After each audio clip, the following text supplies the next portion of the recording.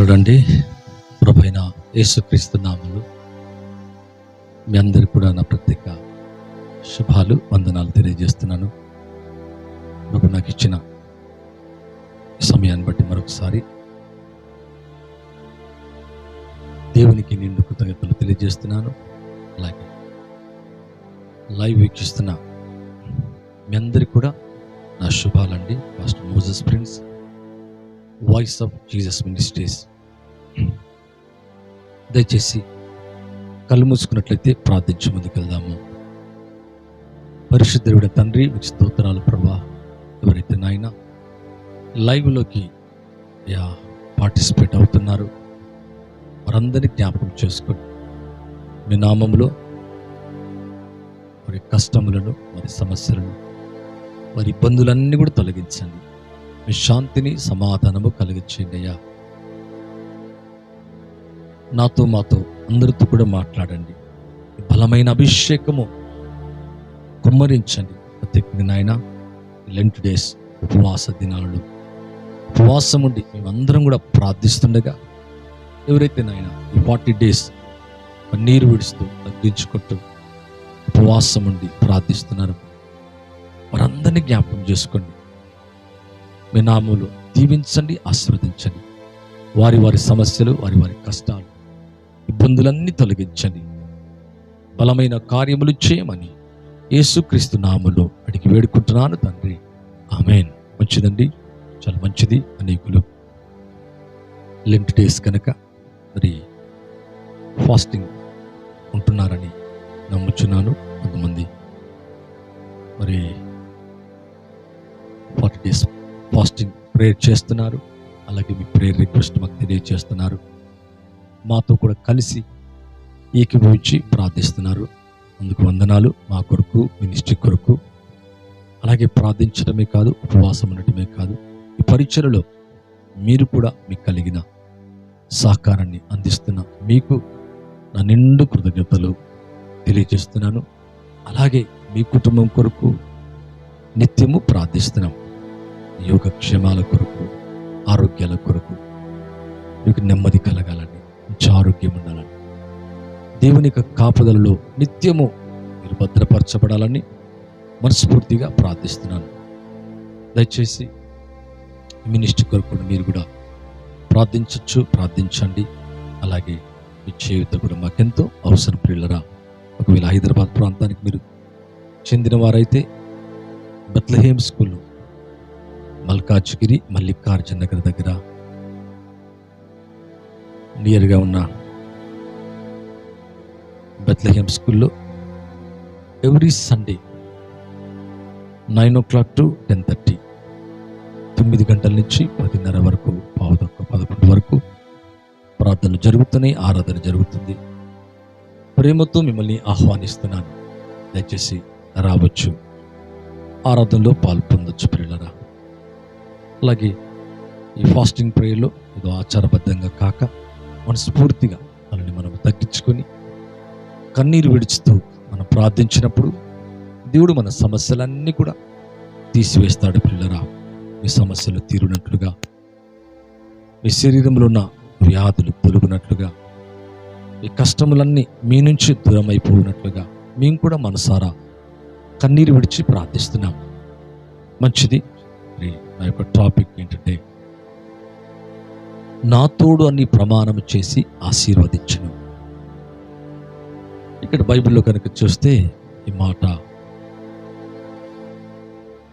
హెబ్రీయులకు రాసిన పత్రిక 6వ అధ్యాయము, హెబ్రీయులకు రాసిన పత్రిక 6వ అధ్యాయము 13వ వచనం నుంచి చదువుదామండి. దేవుడు అబ్రహామునకు వాగ్దానం చేసినప్పుడు తనకంటే గొప్పవాని తోడు అని ప్రమాణము చేయలేకపోయాను కనుక తన తోడు అని ప్రమాణము చేసి నిశ్చయముగా నేను నిన్ను ఆశీర్వదింతును, నిశ్చయముగా నేను విస్తరింపచేతునని చెప్పాను. ఇక్కడ చూస్తే దేవుడు అబ్రహాముతో అనేక సంవత్సరాలు వాగ్దానము చేస్తూ ఉన్నాడు, ఆశీర్వదిస్తానని. ఆశీర్వాదము ఆలస్యమైపోతున్నప్పుడు, తను కలవరపడుతూ బాధపడుతున్నప్పుడు, మీరు ఇదే వచనాన్ని ఆదికాండం 12-22 వరకు చూస్తే 12లో దేవుడు అంటాడు, నిశ్చయంగా నిన్ను ఆశీర్వదిస్తాను, నీ మూలముగా సర్వజనులు సర్వవంశములు ఆశీర్వదించబడతాయి, నిన్ను ఆశీర్వదించిన వాడిని ఆశీర్వదిస్తాను, నేను దీవించిన వాడిని దీవిస్తాను, నిశపించిన వాడిని శపిస్తానని మాట్లాడినట్టుగా చూస్తున్నాం. అయితే దేవుడు నిజమే అబ్రహాముని అన్ని విషయాలు కూడా ఆశీర్వదించుకుంటూ ముందుకెళ్తున్నాడు. కానీ తనకు ఒకే ఒక చింత ఏంటంటే, తన జీవితంలో సంతానాన్ని ఇస్తానని వాగ్దానం చేస్తున్నాడు. ఆ సంతానం కూడా ఆకాశ నక్షత్రాల వలె, భూమి మీద ఇసుక రేణువుల వలె ఉంటాయని ఇలా చెప్పుకుంటూ వెళ్తున్నాడు. కానీ తన జీవితంలో ఆ వాగ్దానము జరగనున్న కారణాన్ని బట్టి కొంత కలవరము, అధైర్యము, భయం కూడా కలుగుతుంది అబ్రహాముకి. ఎందుకంటే అబ్రహాముని దేవుడు అన్ని విషయాలు కూడా ఆశీర్వదించాడు, ఆశీర్వదిస్తున్నాడు, ఆశీర్వదించుకుంటూ వెళ్తున్నాడు. అప్పుడు దేవుడు మరలా అంటున్నాడు కదా, దేవుడు అబ్రహామునకు వాగ్దానము చేసినప్పుడు తనకంటే ఏ గొప్పవాని తోడు అని ప్రమాణము చేయలేకపోయాను కనుక తన తోడు అని ప్రమాణం చేసి, నిశ్చయముగా నేను నిన్ను ఆశీర్వదింతును, నిశ్చయంగా నేను నిన్ను విస్తరింపచేస్తున్నాను. అంటే ప్రామిసే కాదు, కానీ ఇక్కడ ఒక ప్రామిస్ని ఎలా రూఢీపరుస్తున్నాడు, ఎలా తెలియచేస్తున్నాడు అంటే, ఎలా చెబుతున్నాడంటే, దేవుడు తనకంటే ఏ గొప్పవాడు తోడు అని ప్రమాణము చేయలేకపోయానంట. సహజంగా మనకంటే గొప్పవారు అప్పుడప్పుడు తల్లి కానీ, తండ్రి కానీ, భార్య కానీ, పిల్లలు కానీ ఒట్లు పెట్టుకుంటా ఉంటారు, కొంచెం తెలియక అలాగ చేస్తూ ఉంటారు. మనం ప్రమాణం చేస్తే తప్పిపోవచ్చు, మాట ఇస్తే తప్పిపోవచ్చు. ఇక్కడ దేవుడు ఏం చేస్తానంటే, అబ్రహాముకి ఏ గొప్పవాని తోడని ప్రమాణం చేయలేకపోయానంట. అంటే దేవుని కంటే గొప్పవాడు ఇక మరి ఒకరు లేరు. కాబట్టి తన మీదే తను తోడు అని ఒక ప్రమాణం చేసి, నిశ్చయముగా నేను ఆశీర్వదిస్తా, నిశ్చయముగా నేను విస్తరింపచేస్తా. ఎందుకు ప్రమాణం అసలు? వై? ఈ యొక్క ప్రమాణం ఎందుకు? ప్రమాణం అనేది మనకేంటంటే ష్యూరిటీని తెలియచేస్తుంది, నిశ్చయత. నిశ్చయముగా ప్రమాణం చేసి నిశ్చయముగా నేను ఆశీర్వదిస్తా. ఇప్పుడు చూడండి, అప్పుడప్పుడు ఒట్టు అని పెట్టుకున్నప్పుడు బాగా బలంగా మనం నమ్ముతాం, నువ్వు ధైర్యం కూడా కలుగుతుంది. అలాగే అబ్రహాము జీవితంలో వృద్ధాప్యంలోకి వస్తున్నాడు. శారా కూడా బలముడిగిపోయింది, శారా ధర్మము నిలిచిపోయింది, ఇక పిల్లలు పుట్టరు అనుకుంటున్నారు. 75 ఏట నుంచి 100 సంవత్సరాలు వచ్చి ఉన్నంత వరకు కూడా ఈ వాగ్దానం నెరవేరతలేదు. ఇప్పుడు వాళ్ళకు కూడా డౌట్ వచ్చిందని ఉంది బైబిల్లో. అప్పుడు ప్రభు అంటున్నాడు, మళ్ళా తన తోడు అని ప్రమాణము చేసి అంటున్నాడు, నిశ్చయముగా నేను నిన్ను ఆశీర్వదిస్తాను. ప్రభు రాత్రికాశములో నీతో నాతో మాట్లాడుతున్న మంచి మాట, ఆశీర్వాదాన్ని గురించి అనేక దినాలు మాట్లాడుతున్నాను. నా తోడు అని ప్రమాణము చేస్తున్నాడు. షూర్లీ నా తోడు అన్నప్పుడుగా దేవుడు నా తోడు అంటే అబద్ధం ఆడని దేవుడు ఎలా ఉంటుందండి? అది తప్పిపోదు. అంటే అంత షూరిటీ ఇస్తున్నాడు. అప్పుడు ఆ మాట నమ్మి అతడు ఓర్పుతో సహించి వాగ్దాన ఫలం పొందెను. అతను ఓర్పు కలిగింది, సహించాడు, ఆ వాగ్దాన ఫలాన్ని పొందాడు. మనుషులు తమ కంటే గొప్పవారిని తోడని ప్రమాణం చేతురు. సహజంగా వారి ప్రతి వివాదములో వివాదాంశాన్ని పరిష్కారం చేయనిది ప్రమాణమే. ప్రమాణం చేసినప్పుడు ఏం చేస్తాం? కూల్ అవుతాం, లేతే ఆ వివాదాంశం పరిష్కారం అవుతుందంట. అంటే ఒట్టు లేదా ప్రమాణము లేదా నా తోడు అన్నప్పుడు అక్కడ మనం నమ్మి కొంచెం ఓర్పు చేసుకుంటాం. ఉదాహరణకి ఎవరైనా డబ్బులు ఇవ్వాలా, ఒట్టండి వచ్చే నెలలోపట మొత్తం తీరుస్తా అనగానే ఒట్టు, నా పిల్లల మీద ఒట్టు, భార్య మీద, భర్త మీద ఇలా చెప్తా ఉంటారు. అంటే ఒక వివాదాంశాన్ని పరిష్కారం చేయనిది ఏంటంటే ప్రమాణం. ప్రమాణం చేసినప్పుడు అక్కడ ఏమవుతాం? మాట వింటాం, మాట వింటారు ఎదుటి వ్యక్తి. ఇక్కడ కూడా దేవుడు అబ్రహాముకి ఏం చేస్తున్నాడంటే, మనుషులు తమ కంటే గొప్పవాని తోడని ప్రమాణం చేతురు, కానీ దేవుడైతే ఏమంటున్నాడంటే తన తోడు అని ప్రమాణం చేస్తున్నాడు. అంటే షూర్లీగా, నిశ్చయంగా నేనేం చేస్తాను, ఆశీర్వదిస్తాను. ఇలా ఇవి చూస్తున్న మీ జీవితంలో అనేక దినాలు ఈ వాగ్దానం నెరవేర్తలేదా? ఆశీర్వదిస్తానన్నాడు కదా, దీవిస్తానన్నాడు కదా, ఇంకా నేను ఆశీర్వదించబడలేదు, ఇంకా నేను అనుకున్నది జరగలేదు, వాగ్దాన ఫలాన్ని పొందలేదు. ఈ విధంగా మనం కలవరపడతాం, భయపడతాం. అయితే ఈ వాగ్దానమును చెప్పటమే కాదు, దేవుడు ఇక్కడ నా తోడు అని ఎప్పుడైతే ప్రమాణం చేశాడో అబ్రహాముకు ధైర్యం కలిగిందంట. ఈ విధంగా దేవుడు తన సంకల్పం నిశ్చలమైనదని, ఆ వాగ్దానమునకు వారసులైన వారికి మరి నిశ్చయముగా కనపరచవాలని ఉద్దేశించిన వాడి, తాను అబద్ధమాడ జాలని నిశ్చలమైన 2 సంగతులను బట్టి మన ఎదుట ఉంచబడిన నిరీక్షణ చేపట్టుటకు శరణాగతులమైన మనకు బలమైన ధైర్యము కలుగునట్లు ప్రమాణము చేసి వాగ్దానము దృఢపరిచెను. ఎప్పుడైతే ఇట్లా ప్రమాణము చేశాడో నా తోడు అని, అబ్రహాముకు ధైర్యము కలిగిందంట. వాగ్దానాన్ని దేవుడు ఏం చేశాడంటే దృఢపరిచాడు. ఇక్కడ చూడండి, మన ఎదుట ఉంచబడిన నిరీక్షణ చేపట్టకు శరణాగతులమైన మనకు బలమైన ధైర్యము కలుగునట్లు. ఆలస్యం అయిపోతుంది, అనుకున్నది జరగలే, ఉద్యోగం కావచ్చు, పిల్లలు కావచ్చు, వివాహము కావచ్చు, అప్పు తీర్చబట్టం కావచ్చు, సమస్యలు తీర్చబట్టం కావచ్చు, స్వస్థత కావచ్చు, నెమ్మది కావచ్చు, ఎనీథింగ్, ఏదైనా కానీ ఒక ధైర్యాన్ని ఏమిచ్చిందంటే, దేవుడు కూడా వాగ్దానం చేసినప్పుడు కలగని ధైర్యం ప్రమాణము చేసినప్పుడు అబ్రహాముకు కలిగింది. నా తోడు అని ప్రమాణం చేశాడంట.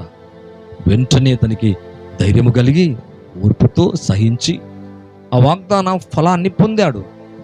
ఈ లైవ్ చూసిన మీ జీవితంలో మీకున్న వాగ్దాన ఫలాన్ని పొందుతారు. మీరు కూడా ఆశీర్వదించబడతారు. నీ దేశములు, నీ రాష్ట్రములు, నీ పరిస్థితుల్లో, నీ కష్టములు. ఇప్పుడు ఇబ్బందులు ఉండొచ్చు, తినడానికి తిండి లేకపోవచ్చు, ఉండడానికి ఇల్లు లేకపోవచ్చు, కట్టుకోవడానికి బట్టలు లేకపోవచ్చు, ఆర్థిక అప్పులు, అనేక సమస్యలు, ఈ విధంగా నేను అనేక రీతులుగా బాధను అనుభవిస్తూ ఉండవచ్చు. అయితే దేవుడు ప్రమాణపూర్వకంగా ఆశీర్వదిస్తున్న ఆ వాగ్దానాన్ని ఇక్కడ అబ్రహాం యొక్క జీవితంలో నెరవేరుస్తున్నట్టుగా చూస్తున్నాము. అది నెరవేర్చుకున్నాడు కూడా అబ్రహాం. ఈ లైవ్ తర్వాత మీ జీవితం నిశ్చయముగా ఆశీర్వదించబడునుగాక. ఈ ఆశీర్వాద ఫలాన్ని చూడలేకపోతున్నావో ఆశీర్వాదము కలుగునుగాక. 22 ఆదికాండము 15 నుంచి 18 వరకు చదువుదాం. యెహోవా దూత 2వ మారు పరలోకం నుండి అబ్రహామును పిలిచి ఇట్లను, నీవు నీకు ఒక్కడై ఉన్న నీ కుమారుని వినుతీయాక ఈ కార్యము చేసినందున నేను నిన్ను ఆశీర్వదించి ఆకాశ నక్షత్రం వలె సముద్ర తీరమందలి ఇసుక వలె నీ సంతానమును నిశ్చయముగా విస్తరింపచేతును. నీ సంతతి వారు తన శత్రుల గవని స్వాధీనపరుచుకుందురు. మరియు నువ్వు నా మాట వినినందున భూలోకములోని జనములన్నీ నీ సంతానం వలన ఆశీర్వదించబడిన నా తోడని ప్రమాణం చేసినని యెహోవా సెలవిచ్చెను. ఇక్కడ అబ్రహాము యొక్క జీవితంలో ఆలస్యం అయిపోతుంది. మరి ఇక్కడ అంటున్న మాట ఏంటంటే, తన కుమారుని బలిగా అర్పించినప్పుడు అంటున్నాడు, నువ్వు నా మాట వినినందున భూలోకములోని జనములన్నీ నీ సంతానం వలన ఆశీర్వదించబడును. మరొక వాగ్దానం చేస్తున్నాడు. నీ మూలంగా, నీ సంతానం మూలంగా, నీ సంతానం అనగా ఆ సంతానము అలాంటిప్పుడు ఇస్సాకునిచ్చాడు. ఇస్సాకును వెనుతీయట్లేదు ఇవ్వడానికి దేవుడికి. అప్పుడు దేవుడు ఒక ప్రమాణం చేస్తున్నాడు, మళ్ళీ ఒక ప్రమాణం చేస్తున్నాడు. నువ్వు నా మాట వినందున భూలోకములోని జనములన్నీ, భూలోకములో ఎన్ని వంశాలు ఎన్ని జనాలు ఉన్నాయో ఆ జనములన్నీ నీ సంతానం వలన ఆశీర్వదించబడతారంట. బడును నా తోడని ప్రమాణం చేసి ఉన్నానని యెహోవా సెలవిచ్చుచున్నాడు. అంటే అబ్రహాము ద్వారా అబ్రహాముకి ఇవ్వబడిన నీ సంతానం అంట. ఆ సంతానం ఎవరో కాదు, మన ప్రభు అయిన క్రీస్తు ద్వారా కలిగే సంతానం. ఆ సంతానం ఏమవుతుందంట? ఆశీర్వదించబడుతుందంట. నా తోడని ప్రమాణం చేసినాడని దేవుడు ఇక్కడ అబ్రహాముకు చెబుతూనే మరొక సంతానానికి చెప్తున్నాడు. క్రీస్తు యొక్క సంతానం, ఆ సంతానం ఏమవుతుందంట? నిశ్చయముగా ఆశీర్వదించబడుతుంది. నీ సంతానం వల్ల ఆశీర్వదించబడిన నా తోడని ప్రమాణం చేస్తున్నాను. ఇక్కడ అంటే క్రీస్తు యేసులో ఉన్న మన జీవితం నిశ్చయముగా ఇక్కడ అబ్రహాముకి ప్రమాణం చేసిన ఆ వాగ్దానం నిశ్చయముగా మన జీవితంలో కూడా నెరవేరుతుంది. నా తోడని అప్పుడే ప్రమాణం చేశాడు. భూలోకములోని జనములన్నీ నీ సంతానం వలన, క్రీస్తు యొక్క సంతానం వల్ల ఏమవుతారు? ఆశీర్వదించబడతారని నా తోడని ప్రమాణం చేస్తున్నాను. ఈ లైవ్ అనంతరం నీ జీవితం ఆశీర్వదించబడుతుంది. ఎందుకంటే దేవుడు ఎప్పుడో అబ్రహాముకి ఒక ప్రామిస్ చేస్తున్నాడు క్రీస్తు యొక్క సంతానాన్ని గురించి. యేసు ప్రభులో ఉన్న నీ జీవితం నిశ్చయముగా షూర్లీగా బ్లెస్ అవటం అనేది చూస్తావు పిల్లరా. మరి ఈ లైవ్ అనంతరం మీ జీవితాలు అలాగ ఉండాలని కోరుకుంటున్నా. ఆయన ఒక ప్రామిస్ చేస్తే ఆ ప్రామిస్ని తప్పక నెరవేరుస్తాడు. అది వాగ్దానం అది స్వస్థత కావచ్చు, ఆరోగ్యం కావచ్చు, ఆర్థిక అభివృద్ధి కావచ్చు, నీ ఏ సమస్య అయినా కానీ, ఎటువంటి సమస్య అయినా కానీ, కుటుంబంలో శాంతి లేదా, కుటుంబంలో నెమ్మది లేదా, దేవుడు తప్పక నెమ్మదిస్తాడు. బ్లడ్లో ఇన్ఫెక్షనా, కడుపులో సమస్య, కంతుల, గర్భఫల సమస్య, మెడలో ప్రాబ్లమా, క్యాన్సరా, ఎనీ ప్రాబ్లం ఎటువంటిదైనా కానీ, జుగం ఇంకా లేదా, దేవుడు తన వాగ్దానాన్ని ఎప్పుడు కూడా మరవని దేవుడు. నా తోడు అని ప్రమాణం చేసి, అక్కడ ప్రమాణం చేసి ఏం చేస్తున్నాడు? అబ్రహాముని ఆశీర్వదిస్తున్నాడు. ద్వితీయోపదేశకాండంలో ఒక మాట చూద్దామండి. బైబిల్లో చూస్తే ద్వితీయోపదేశకాండం 1వ అధ్యాయము 10-11 చదివినట్లయితే, మీ దేవుడైన యెహోవా మిమ్మల్ని విస్తరింపచేసెను కనుక నేడు మీరు ఆకాశ నక్షత్రం వలె విస్తరించి ఉన్నారు. మీ పితరుడైన దేవుడైన యెహోవా మీ జనసంఖ్యను 1000 రెట్లు ఎక్కువ చేసి తాను మీతో చెప్పినట్లు మిమ్మల్ని ఆశీర్వదించును గాక. అంటే ప్రమాణం చేశాడు దేవుడు. ఎప్పుడో చేశాడు పితరులతో, అబ్రహాముతో, ఇస్సాకుతో, యాకోబుతో. ఇప్పుడు మోషే అంటున్నాడు ఇశ్రాయేలు ప్రజలను నడిపిస్తూ, మీ పితరుల దేవుడైన యెహోవా మీరు జనసంఖ్యను 1000 రెట్లు ఎక్కువ చేసి తాను మీతో చెప్పినట్లు మిమ్మల్ని ఆశీర్వదించును గాక. ఇసుక రేణువుల వలె ఆకాశ నక్షత్రాల వలె చేస్తానని చెప్పాడు కదా. అలాగా మీ జనసంఖ్య 1000 రెట్లు ఎక్కువ చేసి తాను మీతో చెప్పినట్లు మిమ్మల్ని ఆశీర్వదించును గాక.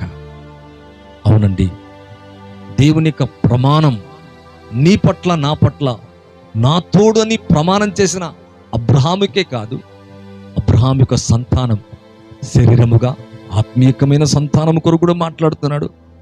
వారిని తప్పక ఆశీర్వదిస్తానని దేవుడు ముందుగానే తెలియజేస్తున్నాడు. అవును, మీ జీవితాల్లో వేసి అటువంటి కార్యము చేయనుగాక. తప్పక మీరు అనుకున్న కార్యం జరుగునుగాక. మీ పిల్లల కొరక, మరలా అంటున్నా, మీ యొక్క ఆర్థిక పరిస్థితుల కొరక, ఉద్యోగమా, మీకున్న ఏ కష్టమైనా కానీ, ఎటువంటిదైనా కానీ, కష్టాలన్నీ తీరిపోయి షూర్లీగా నువ్వు బ్లెస్ అవుతావు. ప్రమాణము చేసిన దేవుడు ప్రమాణం ఎప్పుడు కూడా తప్పిపోడు. చూడండి, మనం చేసిన ప్రమాణం మనమే తప్పిపోం. దేవుడు ప్రమాణం చేస్తే తప్పుతాడా అండి? ఎన్నడూ కూడా తప్పడు. చూద్దామా? నెహెమ్యా గ్రంథం 9:23. నెహెమ్యా గ్రంథం 9వ అధ్యాయం 23 వచనాన్ని చదువుతున్నా. వారి సంతతిని ఆకాశ నక్షత్రములంత విస్తారముగా చేసి ప్రవేశించి స్వతంత్రించుకున్నట్లు వారి పితరులకు నీవు వాగ్దానం చేసిన దేశములు వారిని రప్పింపగా ఆ సంతతి వారు ప్రవేశించి ఆ దేశమును స్వతంత్రించుకొనడి. నీవు కనానీయులను, ఆ దేశ వాసులను జయించి తమకు మనస్సు వచ్చినట్లుగా చేయుటకు వారి రాజులను, ఆ దేశ జనులను వారి చేతికి అప్పగించెను. దేవుడు ఎప్పుడు వాగ్దానం చేశాడు, వారి సంతతిని ఆకాశ నక్షత్రములంతా విస్తారముగా చేసి ప్రవేశించి స్వతంత్రించుకున్నట్లు వారి పితరులకు నువ్వు వాగ్దానం చేసిన దేశంలోకి వారిని రప్పించాడంట. ఏ దేశము కొరకైతే ప్రమాణం చేశాడో, ప్రామిస్ చేశాడో, దాంట్లోకి ఏం చేశాడంటే ప్రవేశపెట్టాడంట, స్వతంత్రించుకునేలాగా చేశాడంట. అలాగే మీ జీవితంలో మీకేమైతే ప్రామిస్ చేశాడో, ఆశీర్వదిస్తా అని, స్వస్థపరుస్తా అని, దీవిస్తా అని, ఈ కష్టాలు తీసివేస్తా అని, విడిపిస్తాని, రక్షిస్తాని, విడుదల చేస్తాని, దాంట్లోకి ఇక్కడ ఇశ్రాయేలు ప్రజల్ని ఏం చేస్తారంటే ఆకాశ నక్షత్రములంత విస్తారంగా చేసి ప్రవేశించి స్వతంత్రించుకున్నట్లు నువ్వు వారి పితరులకు ఈ వాగ్దానం చేసిన దేశములోకి వారిని రప్పించాడంట. ఇంత అద్భుతమైన కార్యం ప్రభు నీ యొక్క ప్రతి ప్రామిస్లోకి ప్రవేశపెట్టునుగాక, ప్రతి వాగ్దానాన్ని స్వతంత్రించుకుందుగాక. ప్రత్యేకంగా నా తోడని ప్రమాణము చేసి నేను ఆశీర్వదిస్తానే వాగ్దానములోకి నీవు నేను యేసునామములో ప్రవేశించదుముగాక. ఈ లైవ్ చూస్తున్న మీ జీవితంలో మీ కష్టాలన్నీ తొలగిపోతున్నాయండి, మీ కన్నీరంతా తుడవబడుతుంది, మీ దుఃఖమంతా మీ నుంచి తొలగిపోతుంది, మీ నిట్టూర్పు ఎగిరిపోతుంది, మీ భయాలన్నీ తొలగిపోనుగాక, మీ సమస్యలన్నీ తీరిపోనుగాక. ఇక్కడ అంటున్నాడు ప్రవేశించి స్వతంత్రించుకున్నట్లు దేశంలోకి వారిని రప్పించి ఆ సంతతి వారు ప్రవేశించి ఆ దేశమును స్వతంత్రించుకున్నారంట. ఏ ప్రామిస్ ల్యాండ్ ఉందో, ఏ కానాన్ ఉందో, ఏ దేవుడు ఎప్పుడైతే అబ్రహాముకి, ఇస్సాకు, యాకోబుకి ప్రమాణం చేశాడో ఆ సంతతిని ఆ దేశంలోకి స్వతంత్రించుకునేలాగా ప్రవేశపెట్టాడంట. మరి సిలువ ద్వారా ఇంకెంత గ్యారంటీ? యేసు రక్తము ద్వారా, యేసు దెబ్బల ద్వారా, యేసు క్రీస్తు ద్వారా నీ సంతానం అన్నాడు. ఇక్కడ నీ సంతానం అనగా యేసు యొక్క సంతానము ద్వారా యేసు ప్రభుని కలిగిన ప్రతి వ్యక్తి నిశ్చయముగా ఆశీర్వదించబడతాడు. వాడు 1000 రెట్లుగా ఆశీర్వదించటి ఆకాశ నక్షత్రం వల్ల చేసి ఏ దేశమైతే పాలు తినని దేశం ఉందో దాన్ని స్వతంత్రించుకున్నారంట. నువ్వు కనానీయులను, ఆ దేశ జనులను, వాసులను జయించి తమకు మనసు వచ్చినట్లు చేటుకు వారి రాజులను, ఆ దేశ జనులను వారి చేతికి అప్పగించాడంట. ఎంత అద్భుతమైన కార్యం అంటే దేశ నివాసులను ఏం చేశారు వీళ్ళు? ఇశ్రాయేలు ప్రజలు జయించారంట. వారి మనసుకు వచ్చినట్లుగా రాజులను, ఆ దేశ వాసులను వారి చేతికి అప్పగించారంట. ఇన్ని దినాలు, ఇన్ని సంవత్సరాలు వాళ్ళు ఏం చేస్తారు? వీళ్ళని బాధించారు, కొన్ని ఏళ్ళు బాధించారు. ఇప్పుడు దేవుడు ఏం చేశారంటే ఏ శత్రువు అయితే బాధించాడో జయము లేదు, అక్కడ జయాన్నిచ్చి తమ మనసుకు వచ్చినట్లు చేటకు వారి రాజులను, ఆ దేశ జనులను వారి చేతికి అప్పగించాడంట. ఇలా చూస్తున్న మీ జీవితంలో మీ శత్రువు మీ చేతికి అప్పగించబడును గాక. మీ వ్యాధి, మీ భయం, మీ బాధ, మీ కన్నీరు ఏదైతే మిమ్మల్ని కన్నీటి పెట్టి పేదరికాన్ని కలగచేసిందో, కోల్పోయేలాగా చేసిందో, బాధించిందో అదే మీ శత్రువు. మిమ్మల్ని ఏదైతే పేదరికం తరిమిందో అదే మీ శత్రువు. ఏది మీ జీవితంలో ఆశీర్వదించబడకుండా చేస్తుందో అదే మీ శత్రువు. మనుషులు కాదండి, లోకవాసులు కాదు. అయితే వాటన్నిటి కూడా దేవుడు ఏం చేశారంట? ఆ దేశ వాసులను వారి చేతికి అప్పగించారట. అలాగే అపవాది అయిన మరి శత్రువుని మీ చేతికి అప్పగించునుగాక. అవును, వారు ఆ దేశంలోకి వెళ్ళి స్వతంత్రించుకున్నారు, ప్రవేశించారంట. సమాధానంలోకి, నెమ్మదిలోకి, సంతోషంలోకి ప్రవేశించుదుగాక. వాగ్దానాన్ని స్వతంత్రించుదుగాక. మీ జీవితంలో మీరు అనుకున్న ప్రతి మంచిది జరుగునుగాక.